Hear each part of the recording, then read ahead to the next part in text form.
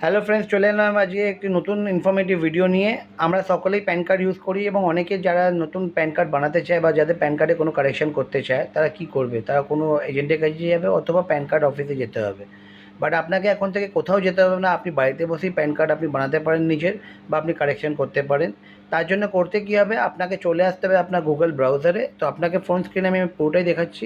আপনাকে চলে আসতে হবে গুগল ব্রাউজারে। এসে এখানে হচ্ছে আপনাকে টাইপ করতে হবে NSDL, national security depository limited. আপনি যখনই এই সাইটটিতে আসবেন, এই ওয়েবসাইটে আসলে দেখতে পাবেন প্যান কার্ড সার্ভিস অনলাইন।